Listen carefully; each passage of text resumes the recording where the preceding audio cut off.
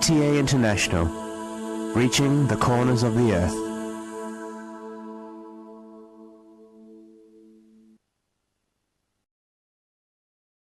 اب حضرت مرزا طاہر احمد صاحب خلیفۃ المسیح رابع امام جماعت احمدیہ ایدہ اللہ تعالی بنصر العزیز کا خطبہ جمعہ ہوگا۔ حبیبنا صلی علی محمد صلی علی حبیبنا صلی علی محمد صلی علی رسولنا صلی علی محمد صلی علی رسولنا صلی علی محمد صلی علی محمد صلی علی محمد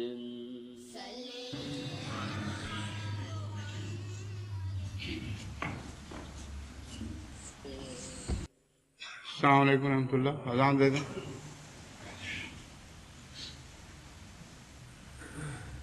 اللہ اکبر اللہ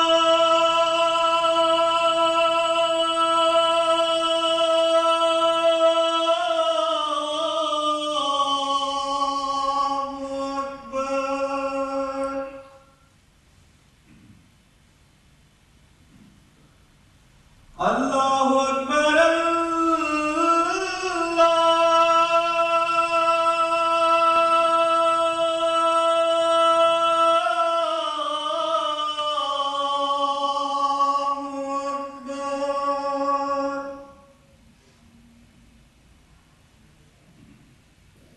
اشہد ان لا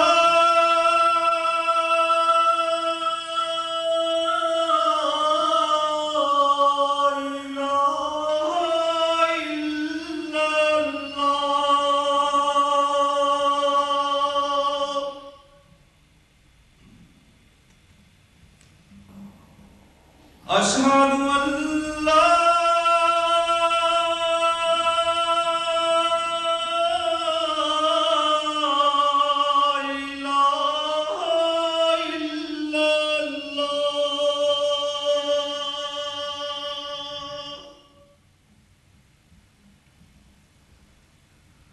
اشہد ان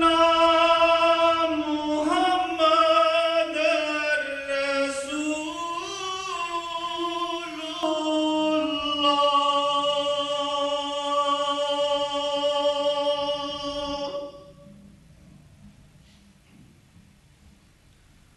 اشہد ان محمد رسول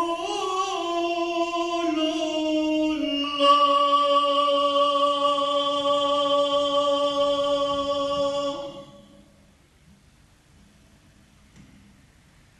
حی علی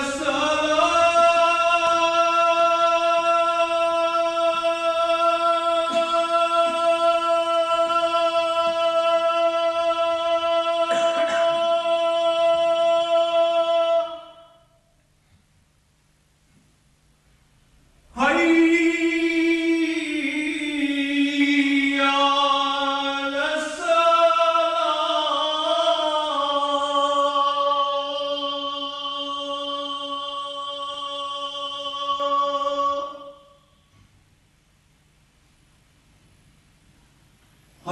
علی اللہ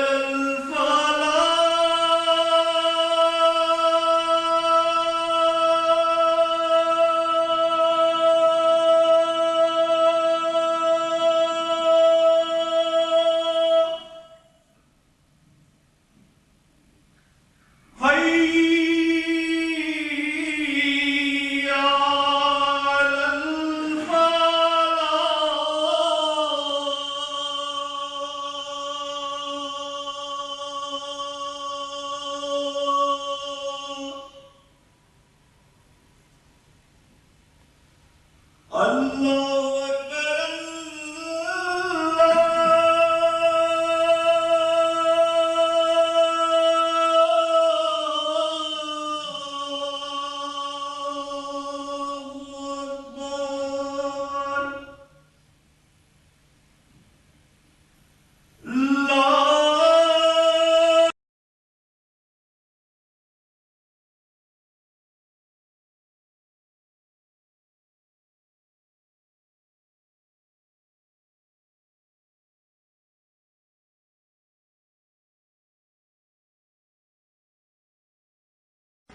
أشهد أن لا إله إلا الله وحده لا شريك له وأشهد أن محمدا عبده ورسوله أما بعد فأعوذ بالله من الشيطان الرجيم بسم الله الرحمن الرحيم الحمد لله رب العالمين الرحمن الرحيم مالك يوم الدين إياك نعبد وإياك نستعين اهدنا الصراط المستقيم صراط الذين أنعمت عليهم غير المغضوب عليهم ولا الضالين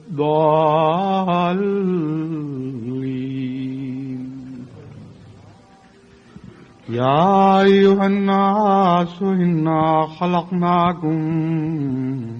من ذكر وأنثى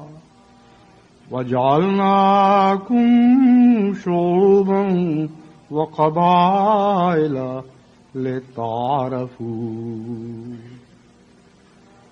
إن أكرمكم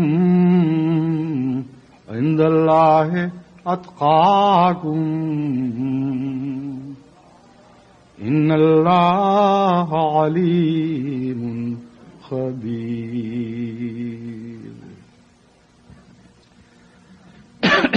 گزشتہ خطبے میں نے جماعت کو توجہ دلائی تھی کہ بدلتے ہوئے حالات میں جماعت احمدیہ کے سامنے نئے میدان کھل رہے ہیں جن میں اسلام کا غیر اسلامی قدروں سے جہاد ہوگا اور نئے نئے مارکوں کے میدان کھلیں گے۔ امر واقعہ یہ ہے کہ یہ مارکے اپنی نوعیت کے لحاظ سے نئے نہیں بلکہ تاریخی لحاظ سے ہمیشہ سے ان کا وجود چلا آ رہا ہے، لیکن بعض ادوار میں یہ نمایاں طور پر سر اٹھاتے ہیں اور نسبتی لحاظ سے ایک غیر معمولی اہمیت اختیار کر لیتے ہیں۔ بس اس دور میں جس میں سے اب ہم گزر رہے ہیں، اس میں اسلام کا بہت بڑا مقابلہ معاشرتی قدروں سے ہوگا، اور اہل مغرب جو زیادہ تر عیسائیت سے تعلق رکھنے والے ہیں، انہوں نے نظریاتی جنگ سے بہت زیادہ بڑھ کر عمدن جنگ کا رخ معاشرے کے اختلاف کی طرف موڑ دینا ہے، اور اسی بنا پر وہ مغربی قوموں کی اپنی دانست میں اسلام سے حفاظت کریں گے۔ دوسرا پہلو ریشلزم یعنی نسل پرستی کا بڑی شدت کے ساتھ ابھرنا ہے۔ باوجود اس کے کہ آپ مغربی دنیا میں بکثرت نسل پرستی کے خلاف آواز سنتے ہیں اور نسل پرستی کا الزام کسی پر لگانا ایک بہت بڑی گالی سمجھا جاتا ہے، لیکن یہ محض ایک دکھاوے کی بات ہے۔ مغربی دنیا میں نسل پرستی کے خلاف جو بھی مہم چلائی گئی ہے، یہ بڑے وسیع پیمانے پر یہود کی طرف سے چلائی گئی ہے، اور اس کا رخ صرف یہودی نسل پرستی کے خلاف تعصب کا خلا قما کرنا ہے۔ یعنی یہودیت میں جہاں تک نسل پرستی موجود ہے اس کے خلاف مہم نہیں، بلکہ یہودی نسل پرستی کے خلاف جو مختلف تحریکیں دنیا میں اٹھتی رہتی ہیں، ان کو ملیا میٹ کر دینے کے لیے ایک بہت بڑا عالمگیر پروپیگنڈا کیا جا رہا ہے، جس کا رخ خاص طور پر یورپ اور امریکہ کی طرف ہے، اور اس پہلو سے خصوصیت سے نازی دور کے نسل پرستی سے تعلق رکھنے والے ظلموں کو ابھار کر کبھی ڈراموں کی شکل میں، کبھی دوسری صورتوں میں، کبھی مقالوں کی صورت میں اہل مغرب کے سامنے پیش کیا جاتا ہے اور متنبع کیا جاتا ہے کہ دوبارہ کبھی اس قسم کی غلطی کا اعادہ نہ کرنا، اور ساتھ ساتھ پرانے جنگی جرموں کی سزا آج تک جاری ہے، اور یہ یاد دہانی کرائی جاتی ہے کہ اگر تم میں سے کبھی کسی نے پھر نسل پرستی کے جذبے سے یہود کی مخالفت کی یا ان پر ظلم کرنے کا ارادہ کیا تو یاد رکھنا کہ تمہیں کبھی معاف نہیں کیا جائے گا۔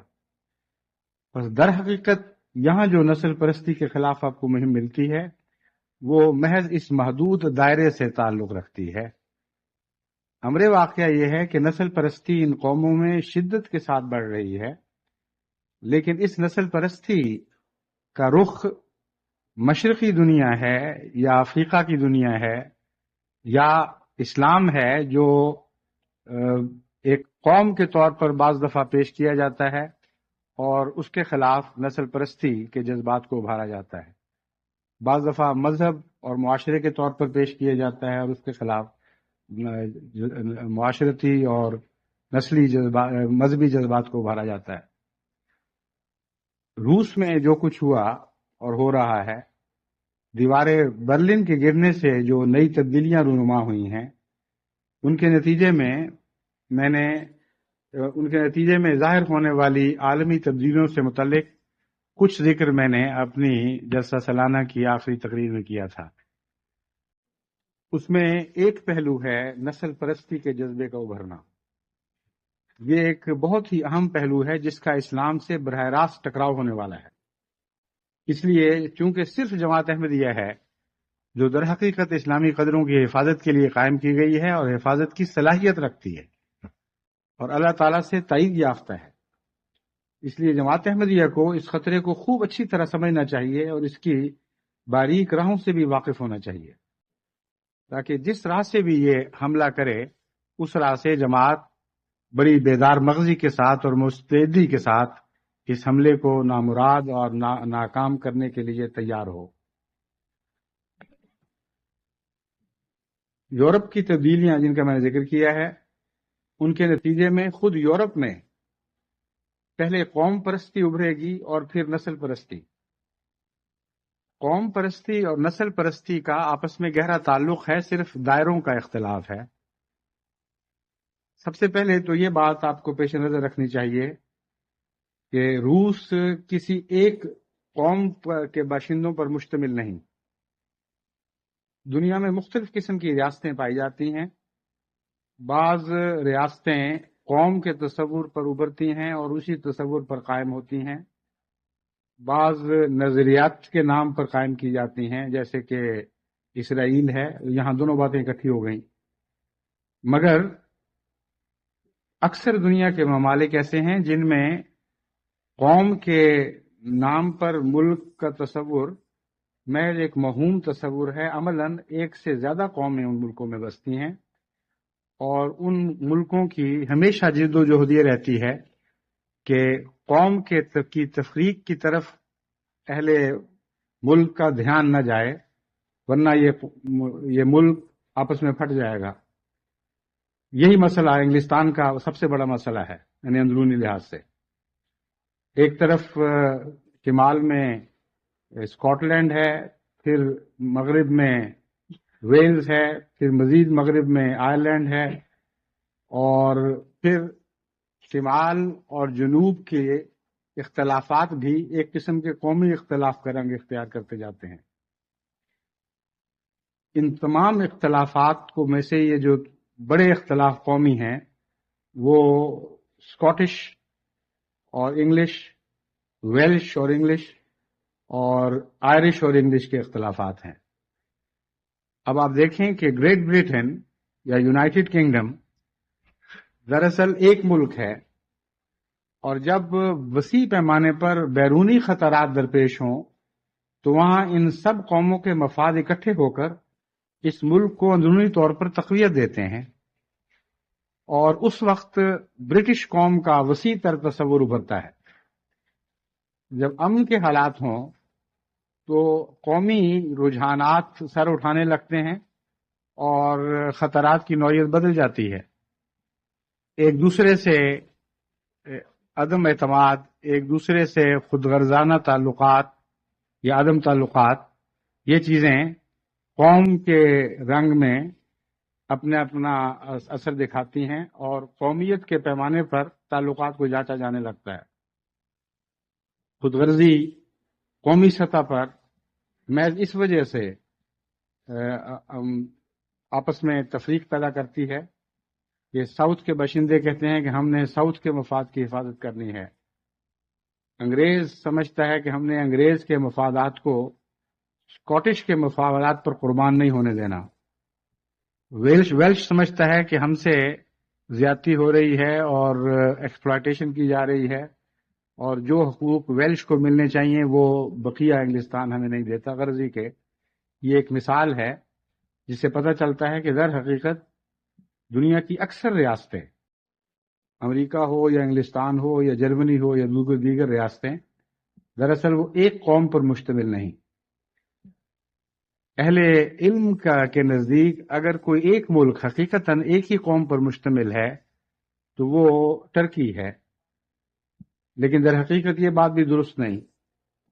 کیونکہ کردش قوم اپنے آپ کو ٹرکش قوم سے بالکل الگ سمجھتی ہے. ان کی قدریں، ان کی زبان، ان کے مزاج عام ٹرک سے بالکل مختلف ہیں، اور یہی وجہ ہے کہ ان دونوں کے قوموں کے درمیان شدید منافرت بھی پائی جاتی ہے، عدم اعتماد بھی پایا جاتا ہے.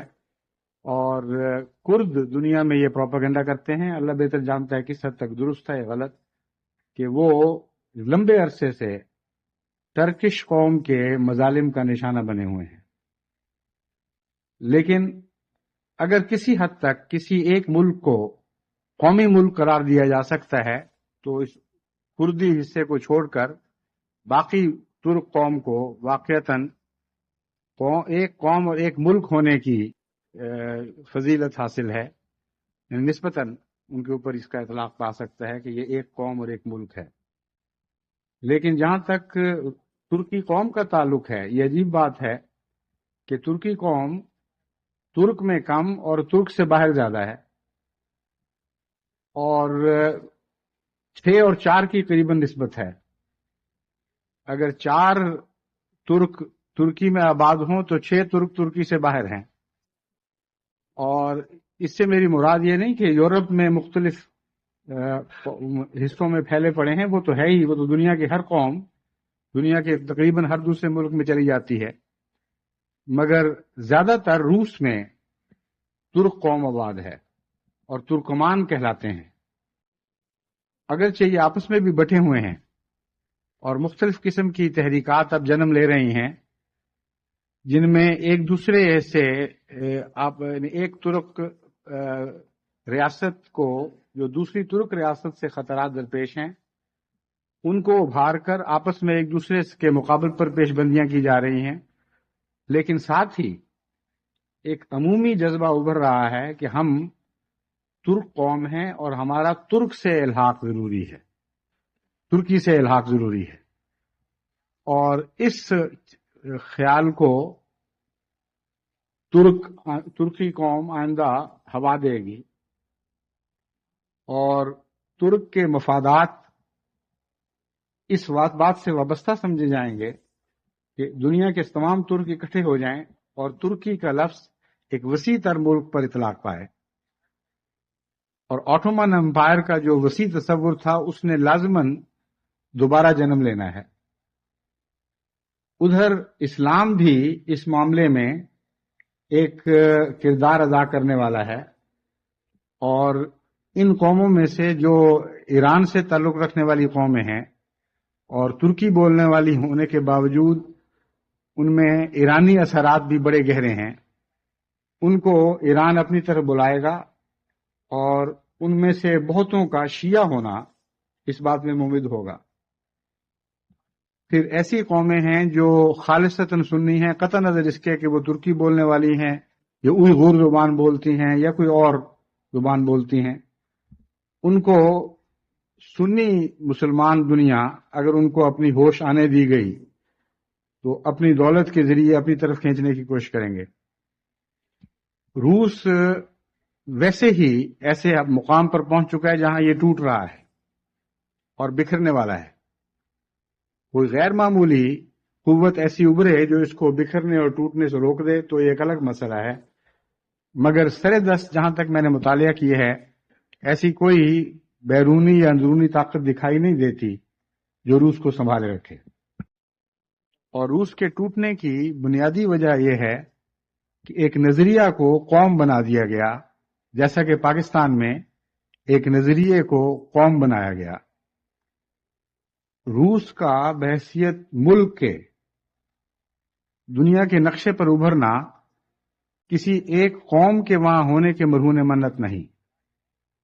بلکہ اشتراکی نظریے کی پیداوار ہے۔ اس سے پہلے زار نے جو مختلف ممالک پر قبضہ کیا تھا اس وقت ایک قسم کی کلونیلزم کی کیفیت پائی جاتی تھی، یعنی ایک بہت بڑی یورپین طاقت نے بہت سے وسیع ارد گرد کے مسلمان علاقوں پر قبضہ کر لیا تھا، جیسے اس سے پہلے مسلمان قوانین روس پر قابض ہوا کرتے تھے اور اس کے یورپین علاقے پر قابض ہوا کرتے تھے۔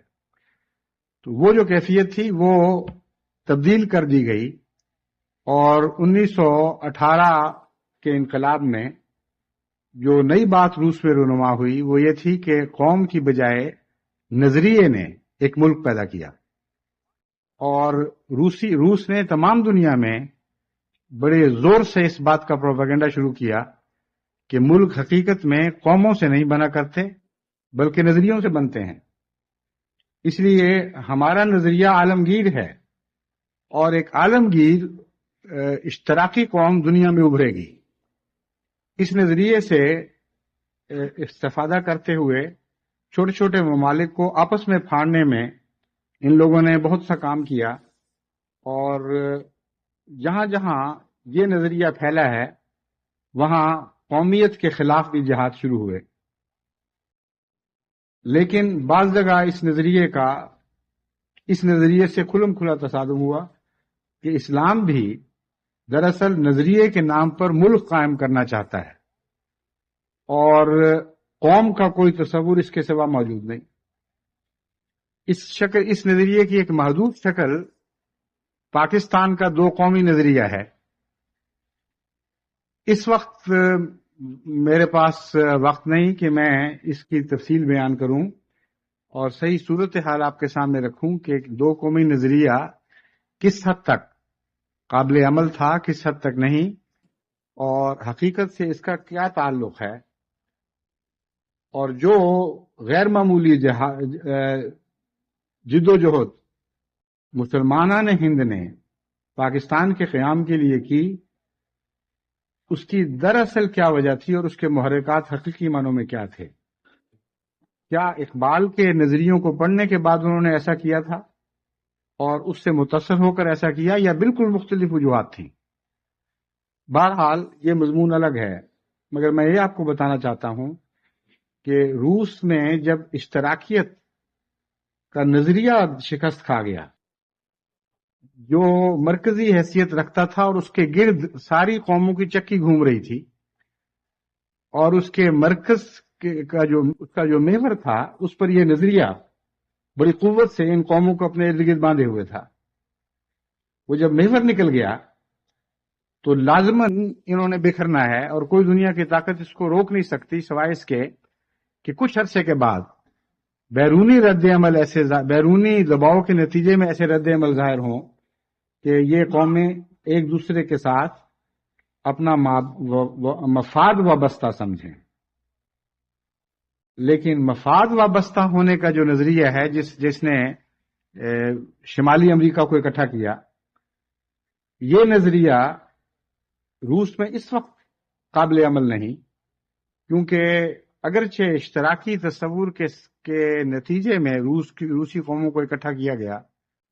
لیکن در حقیقت یورپ کی قوموں کے سوا باقی قوموں سے ناانصافی کی گئی، یعنی یورپین بھی مختلف قوموں میں وہاں موجود ہیں۔ جہاں تک روس کے اقتصادی نظام کا تعلق ہے اور یا آپس میں قوموں کے تعلقات کا معاملہ ہے، حقیقت یہ ہے کہ مسلمان قومیں اور بعض دیگر پسماندہ قومیں اس طرح برابری کی سطح پر روس میں حصہ دار نہیں رہیں، اور اقتصادی مفادات کے لحاظ سے اور صنعتی ترقی کے لحاظ سے ان کو پس پش ڈالا گیا۔ بس بجائے اس کے کہ وہ باہمی قومی مفاد کے نظریے کے تابع کسی وجہ سے اکٹھا رہنے کی کوشش کریں، معاملہ اس کے برعکس صورت اختیار کر گیا ہے۔ اور یہ قومیں نہ صرف یہ کہ نظریہ یعنی روسی اشتراکی نظریہ کے ٹوٹنے کی وجہ سے لازماً طبعاً بکھرنے کے لیے تیار ہیں، بلکہ ماضی کے مظالم کی، ماضی کی ناانصافیوں کی یادیں ان کو اس بات پر انگیخت کر رہی ہیں۔ جہاں تک اسلام کا تعلق ہے، اسلام بحیثیت ایک مذہب یہاں سر دست کوئی اثر ظاہر نہیں کر سکتا، کیونکہ ان قوموں کی بھاری اکثریت عملاً لا مذہب ہو چکی ہے، اگرچہ مسلمان بھی کہلاتی ہو۔ ان کے نوجوانوں میں نہیں بلکہ علماء میں بھی خدا کا حقیقی تصور نہیں ہے، بلکہ ایک موہوم سا تصور ہے، اور خدا کے نام پر عبادت کرنا، قربانی کرنا، اپنے آپ کو تبدیل کرنا، یہ تو ایک لمبی محنت کو چاہتا ہے۔ دوبارہ اسلام رفتہ رفتہ ان میں نافذ کرنا ہوگا، اور یہ بھی ایک ایسا اہم معرکہ ہے جس کو جماعت احمدیہ نے سر کرنا ہے۔ بہرحال اسلام ایک اور رنگ میں ان پر اثر پذیر ہو رہا ہے، اور وہ ہے اسلام کا قومیت کے ساتھ تعلق، اور وہی دو قومی نظریہ جس کی ایک شکل علامہ اقبال نے پیش کی، وہ ان جگہوں پر روس کی یونائٹڈ ریپبلک سے نجات حاصل کرنے کی خاطر استعمال کیا جا سکتا ہے، اور اسے بغاوت کے لیے استعمال کیا جا سکتا ہے۔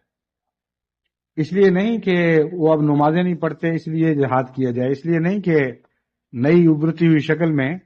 ان پر ان کی مذہبی آزادیوں پر قدغن لگا دی جائے گی، بلکہ اس کے بالکل برعکس صورت ہے، اور اس کے باوجود یہ قومی نظریہ ایک قوت بن کر ابھرنے والا ہے۔ اس وقت صورت یہ ہے کہ ان تبدیل شدہ حالات میں مذہبی آزادی دے دی جا رہی ہے، اور صرف مسلمان علاقوں میں ہی نہیں بلکہ یورپین علاقوں میں بھی عیسائیت کی خاطر بہت سے قوانین میں تبدیلی پیدا کی جا رہی ہے، جن کا اثر اسلامی دنیا پر بھی لازمن ہوگا۔ بس اگر اسلام کے نقطۂ نگاہ سے کوئی رد عمل ہوتا تو اس کے لیے تو ضروری تھا کہ اسلام میں دخل اندازی بڑھتی۔ جب دخل اندازی تھی اس وقت تو کوئی رد عمل نہیں ہوا، اس وقت تو کوئی روس کا حصہ یہ طاقت ہی نہیں رکھتا تھا کہ روس سے نجات، اسلام کے نام پر روس سے نجات حاصل کرنے کی کوشش کرے۔ اب بھی جو نئی نسلیں روس کی مرکزی حکومت سے بغاوت کا خیال کر رہی ہیں، ان کو بذات خود اسلام سے تعلق نہیں ہے، یعنی اکثریت ان میں سے نماز نہیں جانتی، قرآن نہیں جانتی۔ محبت اسلام کی اٹھ رہی ہے، اس میں کوئی شک نہیں، اور اسی محبت سے ہم نے فائدہ اٹھانا ہے، لیکن محبت عمل کے سانچے میں ڈھل جائے یہ بات محض خیالی ہے، اس کا حقیقت سے کوئی تعلق نہیں۔ ابھی تک محبت صرف ایک نسلی تصور کے سانچے میں ڈھل رہی ہے، ایک قومی تصور کے سانچے میں ڈھل رہی ہے، اور اس کے نتیجے میں اس قوم میں مرکزی روس سے بغاوت کے خیالات ابھر رہے ہیں۔ ان خیالات پر باہر سے چھاپے پڑیں گے، ان خیالات پر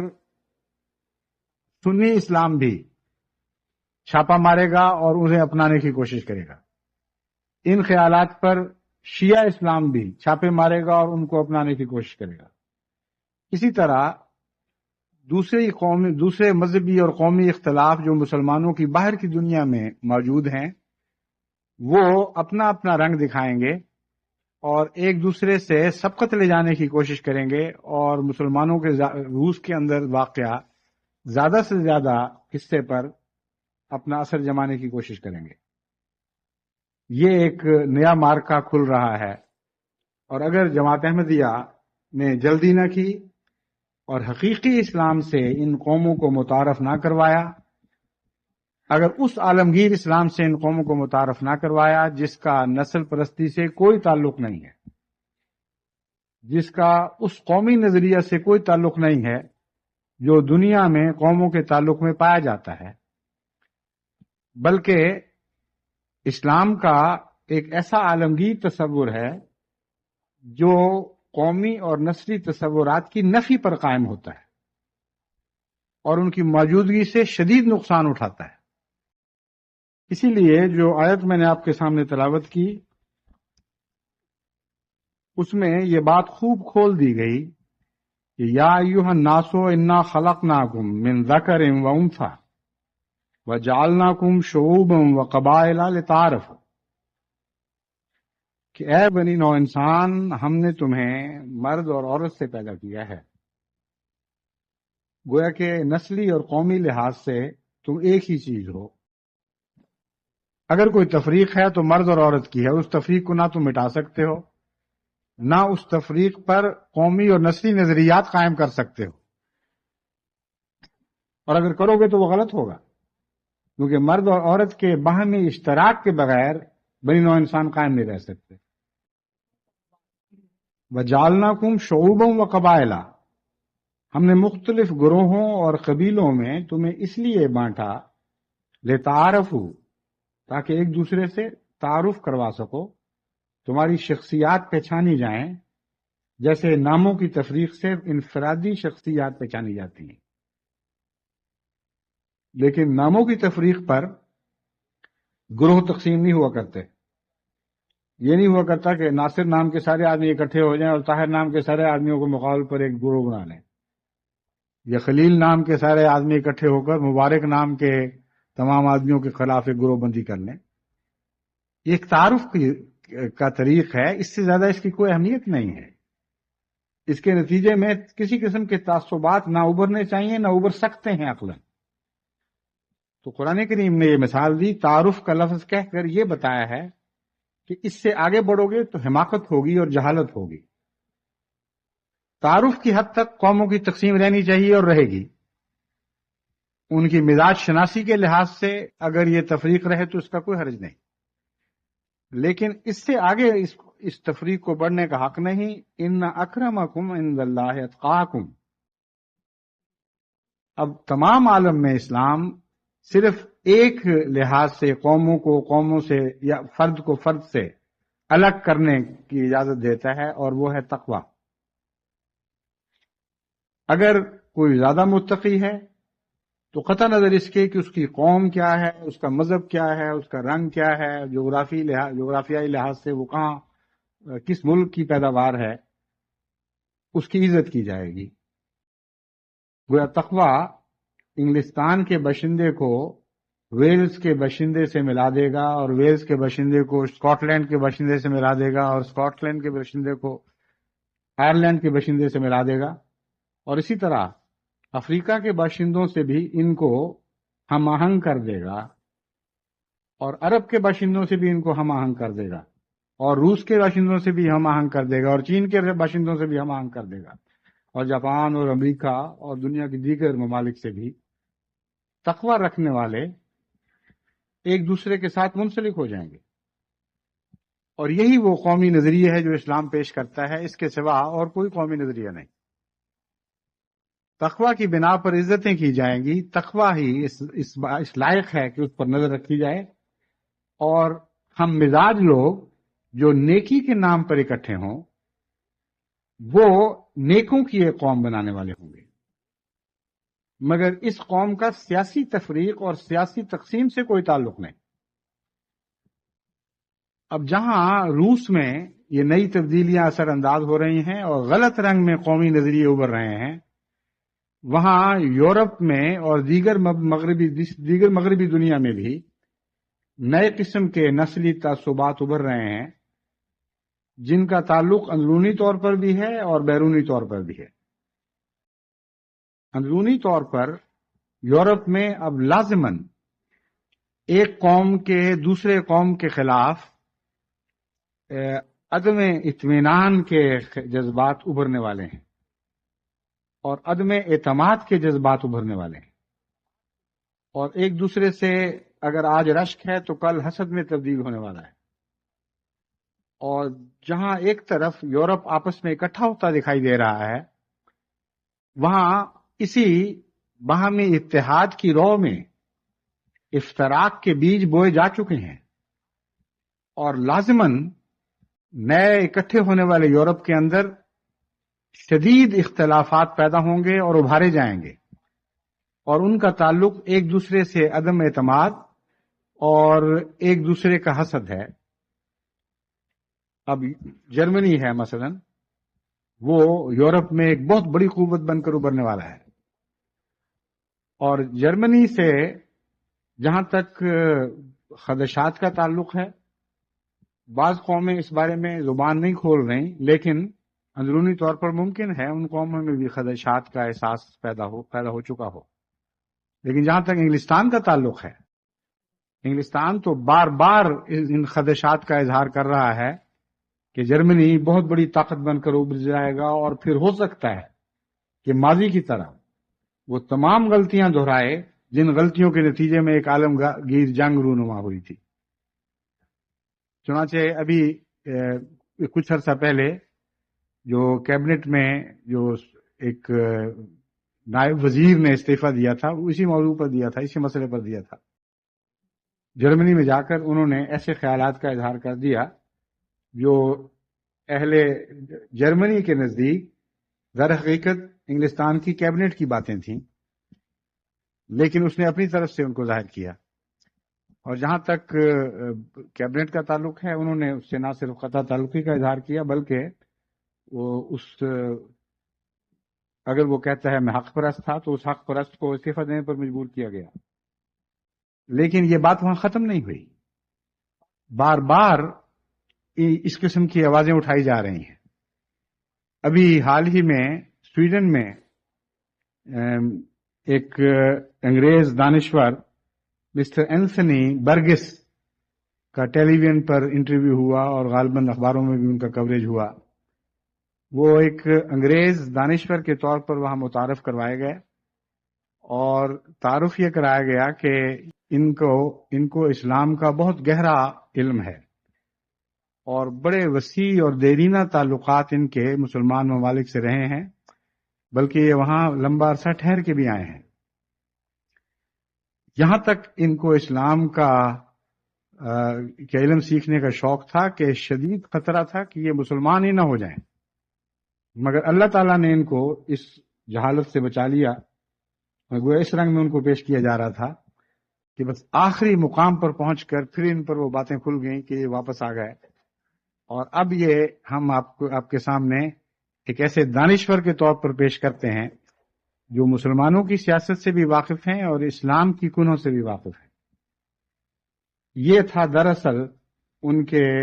یورپ میں جانے اور مختلف مواقع پر اپنے خیالات کے اظہار کا مقصد۔ چنانچہ اسلام کو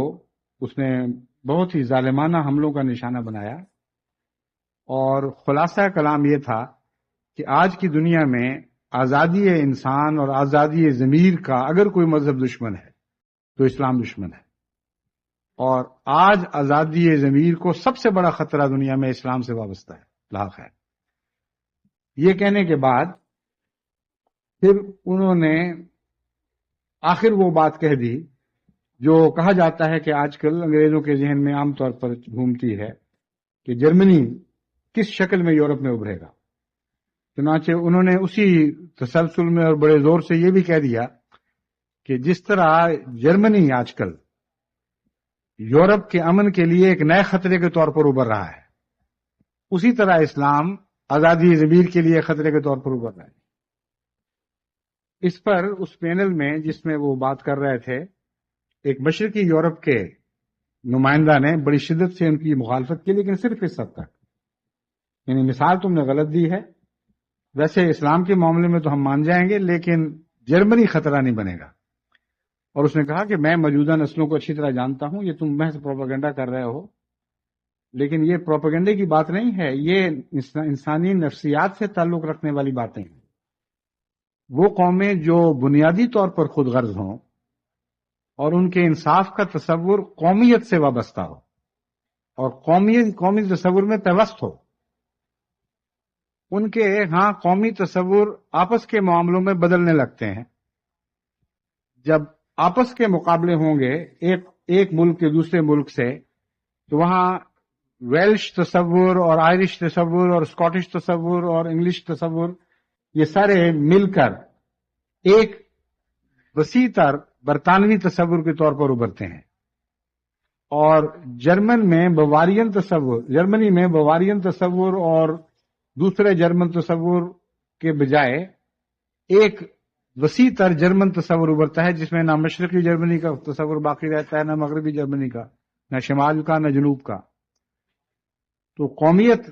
رفتہ رفتہ نسل پرستی کا رنگ اختیار کرنے لگتی ہے۔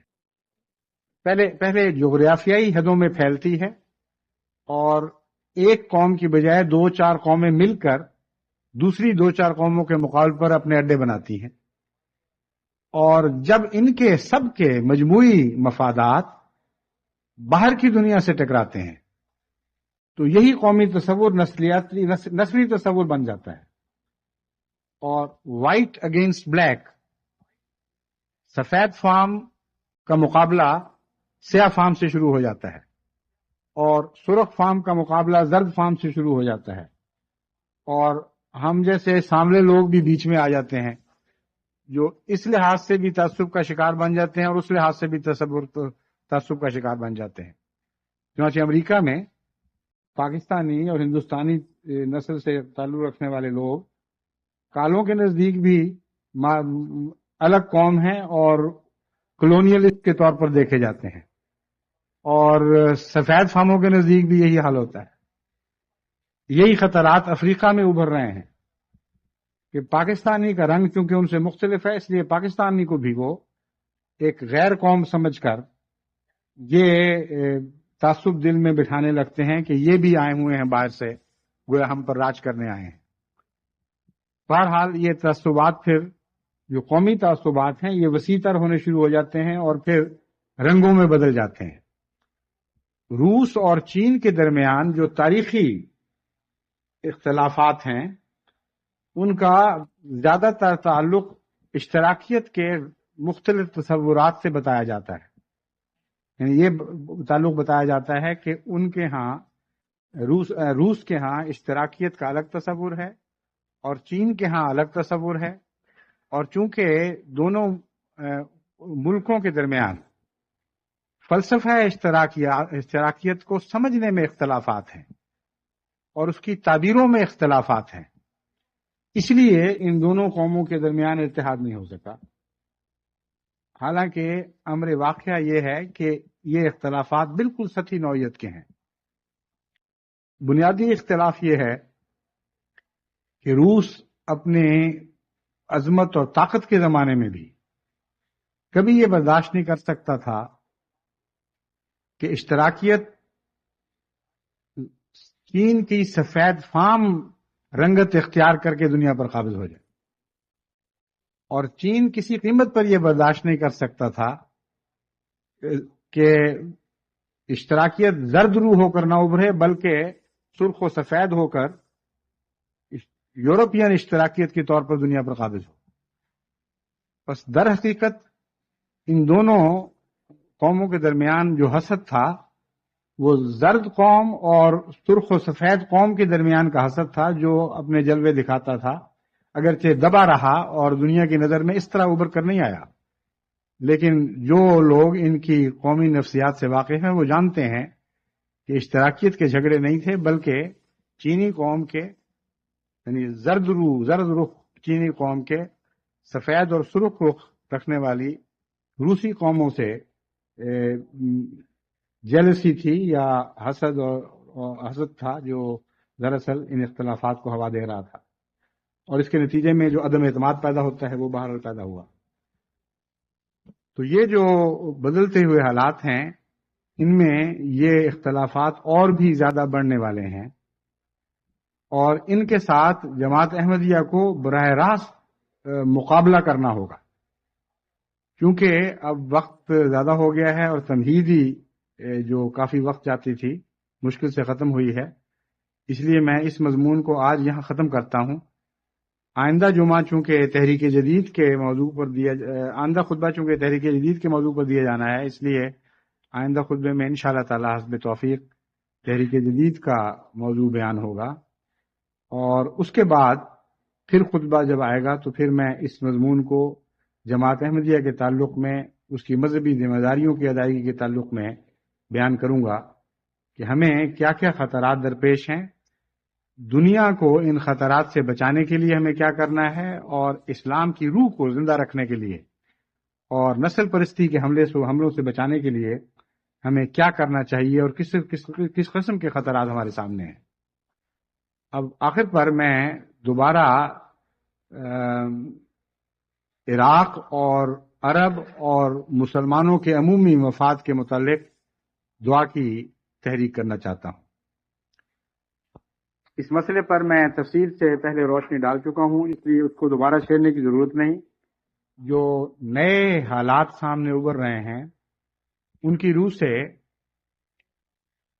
یہ معلوم ہوتا ہے کہ مغربی قومیں،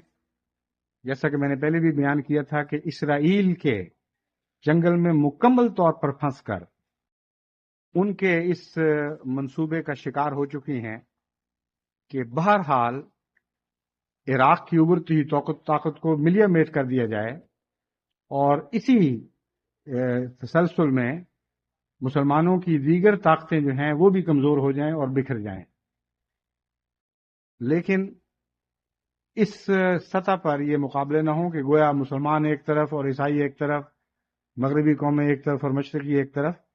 بلکہ اس دفعہ کا جو منصوبہ ہے اس میں جاپان تک کو بیچ میں شامل کرنے کا پختہ منصوبہ بنایا جا چکا ہے، اور آج کل جاپان میں یہی بحث چل رہی ہے کہ محض اس لیے کہ جاپان کو بھی عراق کو تباہ کرنے میں حصہ دار بنا دیا جائے، جاپان کے اس قانون کو توڑنے کے لیے جاپانی اسمبلی میں بدلنے کے لیے جاپانی اسمبلی میں ریزولوشنز پیش کیے جا چکے ہیں، جس قانون کو خود مغربی اقوام نے ایک لازمی اور غیر متبدل لاہ عمل کے طور پر جاپان کے لیے تجویز کیا تھا کہ کبھی بھی دنیا میں جاپانی فوج اپنے ملک سے باہر جا کر کوئی لڑائی نہیں لڑے گی، اور اپنے ملک سے باہر کسی اور سرزمین پر جا کر کسی قسم کی فوجی کارروائیوں میں ملوث نہیں ہوگی۔ یہی قانون جرمنی کے لیے بھی بنایا گیا تھا جو تبدیل کر دیا گیا ہے، اور یہی قانون جاپان کے لیے بنایا گیا تھا تاکہ آئندہ کبھی بھی جاپانی قوم کو کسی عالمی جنگ میں شرکت کا خیال تک پیدا نہ ہو۔ اور مسلمان دشمنی میں اور عرب دشمنی میں کہہ لیجئے، مگر میرے خیال میں تو زیادہ صحیح تشریح یہ ہے کہ مسلمان دشمنی میں انہوں نے اب جاپان کو بھی اس رنگ میں ملوث کیا ہے کہ وہ بھی ساری دنیا کے ساتھ مل کر مسلمانوں کی موجودہ ابھرتی ہوئی بڑی طاقت کو کلیتاً نیست و نابود کر دے، تاکہ کوئی یہ نہ کہہ سکے کہ یہ مغربی دنیا کا کھیل ہے، اور نہ مشرق اور مغرب کی تقسیم ہو اس موضوع پر، نہ اسلام اور غیر اسلام کی تقسیم ہو۔ عرب ممالک بھی ساتھ ہوں، مسلمان ممالک بھی ساتھ ہوں، مغربی بھی ہوں اور مشرقی بھی، اور جاپان چونکہ ایک بہت بڑی طاقت رکھتا ہے، اور جاپان کے چونکہ اقتصادی مفادات تیل کے ملکوں سے بڑے گہرے وابستہ ہیں، اس لیے ان کو یہ بھی خطرہ تھا کہ اگر جاپان الگ رہا تو بعد کی ابھرتی ہوئی شکل میں جو جن نفرتوں نے جنم لینا ہے اس کا نشانہ صرف مغربی طاقتیں نہ بنیں بلکہ جاپان بھی ساتھ شامل ہو جائے، کیونکہ اقتصادی طور پر مقابلہ اگر ہے تو جاپانی سے ہے۔ بہرحال بہت ہی ہوشیاری کے ساتھ بہت ہی عظیم منصوبے کے تحت جاپان کو بھی شامل کر لیا گیا ہے۔ ان کی جو مختلف ممالک میں کانفرنسز ہو رہی ہیں اور ان کے دانشور جو جن خیالات کا اظہار کر رہے ہیں، اس کا خلاصہ میں آپ کے سامنے رکھتا ہوں تاکہ آپ کو اندازہ ہو کہ کتنا بھیانک منصوبہ ہے، جس کے نتیجے میں اتنا گہرا اور لمبا نقصان عالم اسلام ہی کو نہیں بلکہ دوسری مشرقی دنیا کو بھی پہنچے گا۔ کہ پھر اس سے بعض ممالک شاید جان پر ہی نہ ہو سکیں، اور بہت دیر تک یہ ممالک اپنے زخم چاٹتے رہیں گے، اس کے سوا ان کے پاس کوئی چارہ نہیں ہوگا۔ پہلی بات تو یہ ہے کہ اتنی بڑی جنگ جو وہاں ٹھوسی جا رہی ہے اور اتنے بڑے اخراجات کیے جا رہے ہیں، یہ اخراجات کیسے پورے ہوں گے؟ اور تیل کی جو بڑھتی ہوئی قیمت ہے اس کے نتیجے میں یورپ کو اور دوسری مغربی دنیا کی صنعت کو نقصان جو پہنچے گا، اس کا ازالہ کیسے ہوگا؟ مختلف سیمینارز ہو رہے ہیں مختلف ممالک میں، اور ان کی رپورٹیں مجھے پہنچتی ہیں، ان میں وہ سب تفصیل تو نہیں، میں صرف دعا کی تحریک کے طور پر خلاصہ آپ کو یہ بتاتا ہوں۔ منصوبہ یہ ہے کہ اس جنگ کا تمام خرچ عرب مسلمان قوموں سے وصول کیا جائے گا، اور ان معاہدات پر دستخط ہو چکے ہیں کہ اس جو جنگ ٹھوسی جائے گی اور ٹھوسی جا رہی ہے، اس کا بل سعودی عرب سے لیا جائے گا اور مصر سے اور دوسری قومیں جتنی بھی شامل ہیں ان سے اس کی قیمت وصول کی جائے گی۔ خاص طور پر سعودی عرب کو سب سے زیادہ یہ بل ادا کرنے پر مجبور کیا جائے گا، اور چونکہ سعودی عرب کے اکثر خزانے امریکہ کے ہاتھ میں پہلے ہی سے موجود ہیں، اس لیے ان کے بھاگ جانے کا کوئی سوال ہی نہیں پیدا ہوتا۔ دوسری بات یہ کہ تیل کی قیمت بڑھنے کے نتیجے میں مغرب کو جو نقصان پہنچ رہا ہے، اس کے متعلق یہ معاہدہ ہو چکا ہے کہ مغربی قوموں کو وہ زائد قیمت یہ مسلمان ممالک واپس کر دیں گے جو موجودہ مشکلات کی وجہ سے ان کو بڑھانی پڑی یا موجودہ حالات کے نتیجے میں جو بڑھ گئی ہے۔ یہ تو یقینی طور پر نہیں کہا جا سکتا کہ یہ معاہدے کس رنگ میں ہوئے ہیں، لیکن ان کے دانشوروں نے اپنی تقریروں میں مختلف کانفرنسز میں یہ بیان کھل کے دیے ہیں، اور اس سے زیادہ ہمارے پاس کوئی ثبوت نہیں۔ یہ بیان بہرحال دیے گئے ہیں کہ ہم آپ کو مطمئن دلاتے ہیں آپ کی اقتصادیات کو کوئی نقصان نہیں پہنچے گا، کیونکہ ہمارا ان سے یہ سمجھوتا ہو چکا ہے کہ جتنی بڑی ہوئی قیمت وہ ہم سے وصول کریں گے اور موجودہ شکل میں مجبور ہیں کہ اس قیمت کو کم نہ کریں، ورنہ دنیا کے باقی ممالک سے بھی وہ نہیں وصول کر سکتے۔ اس لیے تیل کے بڑے ہوئے منافع میں سے جہاں تک عرب منافع کا تعلق ہے وہ واپس کیا جائے گا، اور جہاں تک مغربی تیل کی بڑی ہوئی قیمت کا منافع ہے وہ پہلے ہی ان کی جیب میں موجود رہے گا۔ اس کے علاوہ یہ بھی فیصلہ ہو چکا ہے کہ صرف یہ سوال نہیں ہے کہ کویت واپس لیا جائے، سوال یہ ہے کہ صدام حسین کی تمام بڑھتی ہوئی طاقت کو ہر پہلو سے ہر جگہ کچل دیا جائے۔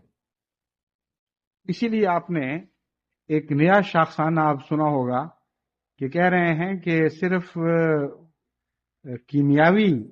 جنگ کی اہلیت نہیں ہے صدام حسین کو، بلکہ کیمیکل اور بایولوجیکل وارفیئر کی صلاحیت بھی ان کے اندر موجود ہے۔ انہوں نے ایسے جراثیم پہ قدرت پالی ہے، ایسے جراثیم کو محفوظ طریقے پر بڑھا کر بموں کی شکل میں دوسرے علاقوں میں منتقل کرنے کے ذرائع ان کو مہیا ہو چکے ہیں، اور ٹیکنالوجی حاصل ہو چکی ہے کہ جس کے نتیجے میں بہت ہی خطرناک جراثیم غیر قوموں میں پھیلائے جا سکتے ہیں، اور اس کے لیے پیش بندی کرنا بہت مشکل کام ہے۔ مثلا اینتھریکس ہے، ایک ایسا جرثومہ ہے جس کے نتیجے میں جلد پر خوفناک قسم کے پھوڑے بھی نکلتے ہیں، خون میں پوائزننگ ہو جاتی ہے، اور بہت ہی دردناک حالت میں موت واقع ہوتی ہے۔ اینتھریکس کو جنگی ہتھیاروں کے طور پر استعمال کرنے کی ایجاد اگرچہ مغربی کی ہے، لیکن کہا جاتا ہے کہ یہ ٹیکنالوجی عراق کو بھی حاصل ہو چکی ہے۔ اسی طرح ٹائیفائڈ ہے، کولرا ہے، اسی قسم کی اور سے بہت سی مرضیں ہیں جن کی پیش بندی، جن سے خود حفاظتی کے لیے اگرچہ ٹیکے ایجاد ہو چکے ہیں، لیکن مغربی مفکرین یہ پروپیگنڈا کر رہے ہیں کہ عراق ان کو آپس میں ملا کر اس قسم کی ایسی خوفناک پوشنز یا ملی جلی جس طرح کے ادویہ ہوتی ہیں، ان کا ایک مرکبات کہہ لیں یا معجون کہہ لیں، ان مختلف جراثیم کے مرکبات اور معجونیں بنا کر ان کو یہ دنیا میں پھیلا دیں گے، اور یہ ناممکن ہے کہ ہر ایک کے لیے خود حفاظتی کی اور اندفاعی کارروائی کی جا سکے۔ اب جہاں تک میرا علم ہے، ابھی تک چند دن سے پہلے یہ باتیں دنیا کے سامنے نہیں لائی گئی تھیں، نہ کہیں کبھی عراق کی طرف سے ایسی دھمکی دی گئی۔ عراق نے جب بھی دھمکی دی ہے، کیمیاوی جنگ کی دھمکی دی ہے، لیکن یہ معلوم ہوتا ہے کہ یہ اب دنیا کی رائے عامہ پر مکمل طور پر قبضہ کرنے کی خاطر یہ باتیں بھی داخل کر رہے ہیں۔ اللہ بہتر جانتا ہے سچ ہے جھوٹ ہے، لیکن مقصد یہ ہے کہ اگر ہم عراق کو کلیتاً تباہ و برباد کریں اور کچھ بھی وہاں باقی نہ چھوڑیں تو دنیا کی رائے عامہ مطمئن ہو جائے کہ اصل وجہ کیا تھی۔ اور یورپ اور مغرب میں جب یہ باتیں بیان کرتے ہیں کہ ہمارا معاہدہ ہو چکا ہے اس بات پر اور اس بات پر، تو یہ وجہ نہیں ہے کہ اپنے راز خود اگل رہے ہیں، بلکہ پروپیگنڈے کے ہتھیار کے طور پر یہ باتیں بتانے پر مجبور ہیں۔ ورنہ مغربی رائے عامہ اتنا اقتصادی رجحان رکھتی ہے کہ اگر یہاں یہ بات ذہن نشین ہو جائے کہ اس جنگ کے نتیجے میں شدید اقتصادی نقصانات ہمیں پہنچیں گے، تو مغربی رائے عامہ یقیناً اپنے سیاستدانوں کو اس جنگ کی اجازت نہیں دے گی۔ بس یہ ان کی مجبوریاں ہیں، یہ نہیں کہ کسی جاسوس نے یہ باتیں نکالی ہیں۔ کھلے عام اب یہ باتیں ہو رہی ہیں، وجہ اس کی یہی ہے کہ رائے عامہ کو ابھارنا ہے، اور رائے عامہ کو اکٹھا کرنے کی خاطر یہ قربانی کرنی پڑتی ہے، جس کا مطلب یہ ہے کہ پوری جنگ کی تیاری ہے، جس کا مطلب یہ ہے کہ جو بھی جنگ اب ٹھوسی جائے گی اس میں عالم اسلام، خود عالم اسلام کے دور رس مفادات کو ہمیشہ کے لیے تباہ و برباد کرنے کے لیے پوری مستعدی سے ان کا ساتھ دے رہا ہوگا۔ اس سے زیادہ بھیانک تصور انسان کے دماغ میں اسلام کے تعلق میں نہیں ابھر سکتا کہ اکثر مسلمان، دنیا کی اکثر مسلمان قومیں جن میں پاکستان بھی شامل ہے، مغربی دنیا کا اس بات میں بھرپور ہاتھ بٹائیں اور ان کے افعال کی پوری ذمہ داری قبول کریں کہ ایک ابھرتی ہوئی اسلامی طاقت کو اس طرح صفحہ ہستی سے مٹا دیا جائے کہ اس کا نام و نشان تک مٹ جائے۔ ہمارے پاس تو سوائے دعا کے اور کوئی ہتھیار نہیں ہے، اور میں پہلے بھی جماعت کو متوجہ کر چکا ہوں، میں بھی دعا کرتا ہوں ہمیشہ، آپ بھی یقین ہے کہ دعاؤں میں اس بات کو یاد رکھتے ہوں گے۔ یہ خطرہ سارے عالم اسلام کے لیے خطرہ ہے، اور کوئی معمولی خطرہ نہیں، اس کے عقب میں بہت سے اور خطرات آنے والے ہیں۔ ان باتوں کے رد عمل پھر اور بھی پیدا ہوں گے، اور اس کے نتیجے میں قومیاتی تصورات پھر اور بھی زیادہ ابھریں گے، نسلی تصورات اور بھی زیادہ ابھریں گے، اور اگلا جو دنیا کا نقشہ ہے وہ الٹنے پلٹنے والے دور سے گزرنے والا ہے۔ نئے نقشے بننے میں تو ابھی دیر ہے، لیکن اس دور میں اگر ہم مستعد ہو جائیں اور دعاؤں کے ذریعے اور اپنی ذہنی اور قلبی صلاحیتوں کے ذریعے ان تمام خدشات کا مقابلہ کرنے کے لیے اور اسلام کے سامنے سینہ سپر ہونے کے لیے تیار ہو جائیں، پورے اخلاص کے ساتھ عہد کریں کہ ہم ہرگز اسلام کی بقا کے لیے کسی قربانی سے دریغ نہیں کریں گے،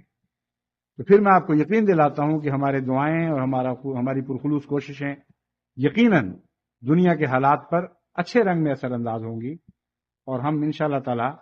اسلام کے خلاف سازشوں کو کامیاب نہیں ہونے دیں گے۔ اللہ تعالی ہمیں اس کی توفیق عطا فرمائے۔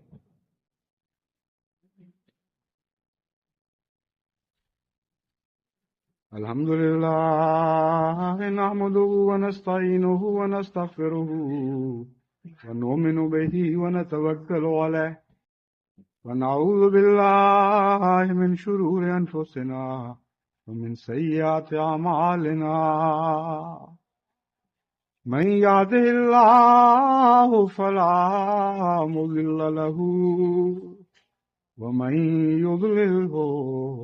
فلا هادي له ونشهد أن لا إله إلا الله وحده لا شريك له ونشهد أن محمدا عبده ورسوله عباد اللہ رحمکم اللہ ان اللہ یامر بالعدل والاحسان وایتاء ذی القربى وینہی عن الفحشاء والمنکر والبغی یعظکم لعلکم تذکرون اذکروا اللہ یذکرکم وادعوه یستجب لکم ولذکر اللہ اکبر